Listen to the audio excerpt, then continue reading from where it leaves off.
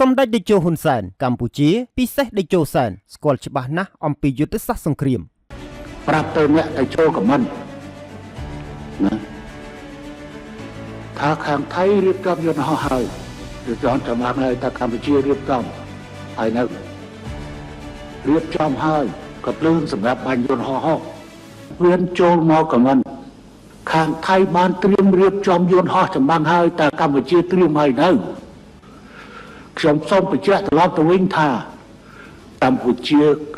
ជាពិសេសដេជោសែនស្គាល់ច្បាស់ណាស់អំពីយុទ្ធសាស្ត្រសង្គ្រាមខ្ញុំធ្លាប់យន្តហោះអាមេរិកវៀតណាមខាងត្បូងដេញបាញ់តែធ្វើខ្ញុំអត់បានទេខ្ញុំក៏ធ្លាប់បញ្ជាលើកម្លាំងប្រវត្តិកម្ពុជាក្នុងឋានៈជានាយករដ្ឋមន្ត្រីពេលនោះយើងមានមិច21ប៊ីសរាប់សិបគ្រឿងប៉ុន្តែយើងមិនដែលយកមិចទៅវាយកន្លែងណាមួយទេផ្ទុយទៅវិញមួយឆ្នាំត្រូវឲ្យវា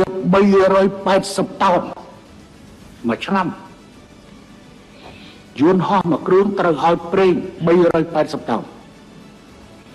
ដើម្បីការវឹកហាត់ក្រោយមកខ្ញុំកាត់ទុកឲ្យនៅតែ280តោននេះកាត់100តោនចេញ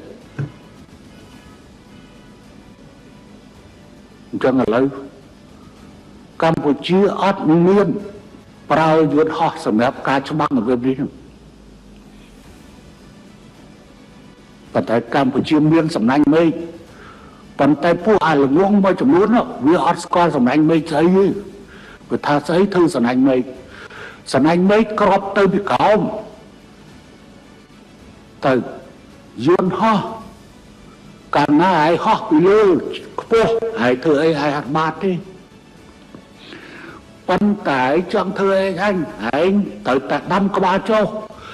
ពេលដែលដាំក្បាលចុះអានឹងទៅពីខាងក្រោមរាប់